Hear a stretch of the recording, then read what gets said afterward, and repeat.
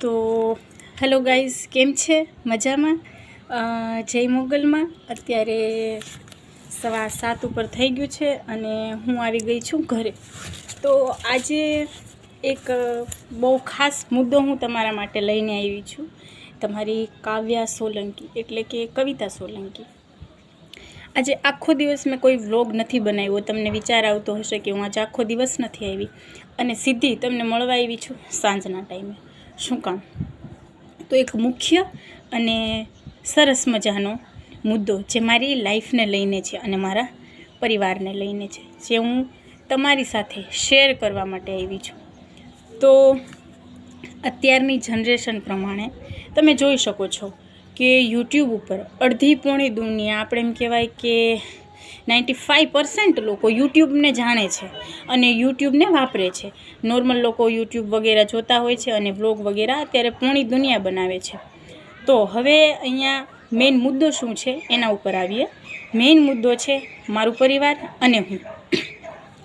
તો અહીંયા મારા પરિવારના થોડાક લોકો, કે હું એમ પણ કહી શકું કે બધા લોકો એવી વાત કરે છે મારા વ્લોગ જોઈને. જે માણસે એ વ્લોગ બતાવ્યા છે કે લિંક મોકલી છે, કંઈ વાંધો નહીં, મારી પબ્લિસિટી થઈ છે એના માટે થેન્ક યુ.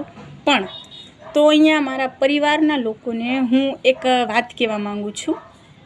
ગાઈઝ, અહીંયા તમે બધા જાણો છો કે યુટ્યુબ શું છે અને વ્લોગ શું છે. તો મારા પરિવારના સભ્યોનું કહેવું એવું છે કે અમારી છોકરી મીન્સ કે હું કવિતા સોલંકી જે વ્લોગ બનાવે છે એને આ કામ ન કરવું જોઈએ.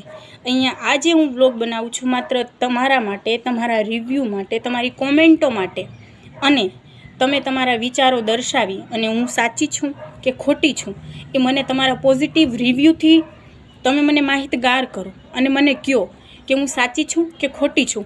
માત્ર આ વ્લોગ હું તમારા માટે, જનતા જનાર્દન માટે અને તમારા કોમેન્ટ માટે, તમારા વિચારો માટે હું બનાવું છું. તો વધીએ આગળ. અહીંયા મારા પરિવારના સભ્યોનું માનવું એવું છે કે અમારી છોકરી આડી લાઈને ચડી ગઈ છે યુટ્યુબમાં વ્લોગ બનાવવા માટે. એટલે કે વિડીયો બનાવવા માટે તમારા ઊંચા છેડા હોવા જોઈએ, તમારી લાઈન આડી હોય અને તમારી પાસે કોઈ સરકારી કાગળિયા હોય કે તમે બહુ ઊંચી ટોચના કોઈ એવા માણસ સાથે તમારા કોન્ટેક્ટ હોય, ત્યારે તમે લોકો વ્લોગ બનાવી એટલે કે વિડીયોઝ બનાવી અને યુટ્યુબ ઉપર અપલોડ કરી શકો. બાકી તમે યુટ્યુબ ઉપર વ્લોગ અને વિડીયો અપલોડ કરી શકતા નથી. તો ગાઈઝ, આ વિચાર અને આ એ લોકોની સમજદારી કે પહેલાં તમે મને એમ કહો કે યુટ્યુબ ઉપર વ્લોગ બનાવવા માટે કોઈ માણસને ક્યાંય ઊંચી પોસ્ટના માણસ સાથે છેડા હોવા જરૂરી છે. કોઈ માણસ યુટ્યુબ ઉપર વ્લોગ બનાવે છે, વિડીયો બનાવે છે, તો એનો મતલબ એ માણસ આડી લાઈને ચડી ગયો છે. અને બીજું એ કે મારા પરિવારના લોકોએ એમ પણ કીધું કે કવિતા તો દારૂ પીવે છે, ડ્રિંક કરે છે. કાવ્યા ડ્રિંક કરે છે. પહેલાં મારા બ્લોગમાં જેમાં મેં તમને મારું ઇન્ટ્રોડક્શન આપ્યું છે કે અહીંયા હું રહું છું, મેં તમને બીજી વાર પણ એકવાર બ્લોગમાં કીધું છે કે અહીંયા હું રહું છું, જો કે ભાડે રહું છું, તમે મારું ઘર ન માની લેતા. મેં એમ કીધું છે કે હું ભાડે રહું છું, આ ઘર મારું નથી. તો અહીંયા મારા ઘરના એવું કહે છે કે કવિતા તો દારૂ પીવે છે અને કવિતા એવું કહે છે કે આ ઘર તો મારું છે ને કવિતા તો આડી લાઈને ચડી ગઈ છે, કવિતા દારૂડી છે, કવિતાની લાઈન આડી છે, એના છેડા બહુ ઊંચી પોસ્ટ સુધી છે.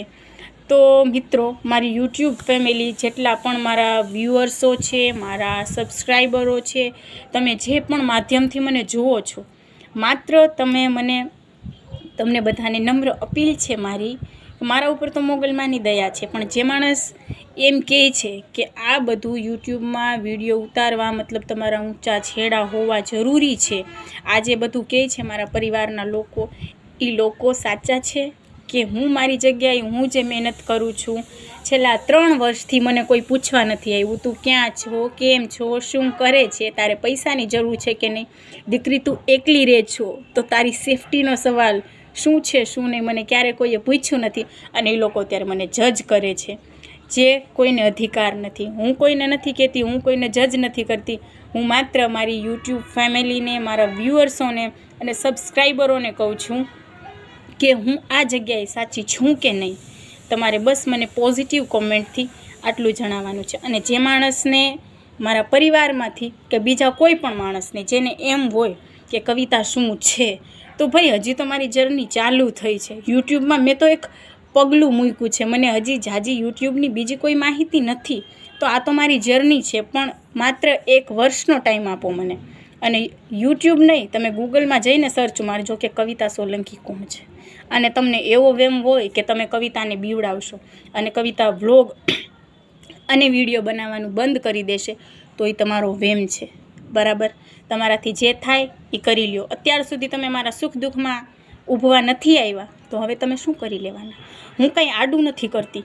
અહીંયા હું મારું કોમેન્ટ બોક્સ માત્ર 24 કલાક માટે મારી યુટ્યુબ ફેમિલી અને મારા વ્યુઅર્સ તથા સબસ્ક્રાઈબરો માટે એટલે જ ખોલું છું કે તમે કહી શકો. જનતા જનાર્દન ઉપર હું એટલે મૂકું છું કે તમે સાબિત કરી શકો, તમે તમારા વિચારો, તમારા મંતવ્યો વ્યક્ત કરીને કહો કે અહીંયા હું સાચી છું કે મારું પરિવાર સાચું છે.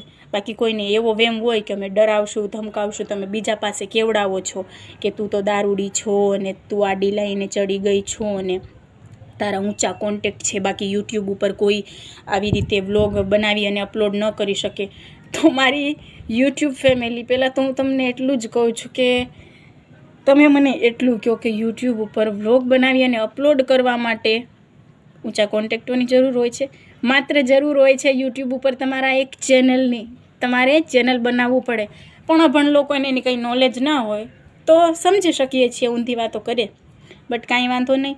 પણ કોઈને એવો વેમ હોય જે જઈને મારા વિડીયોઝ બતાવે છે કે ઊંધી વાતો કરે છે કે કવિતા આમ છે, કવિતા તેમ છે, કવિતા ફલાણું છે, કવિતા ઢીકણું છે, તો સાંભળી લ્યો કાન ખોલીને. કવિતા એ તો હજી ચાલુ કર્યું છે. આ તો મારી જર્ની છે, જે મેં ચાલુ કરી છે, સ્ટાર્ટિંગ છે. કહેવાય છે ને કે હજી તો શરૂઆત છે, પિક્ચર અભી બાકી હે મેરે દોસ્ત. તો આગળ જોઈ લેજો શું થાય છે.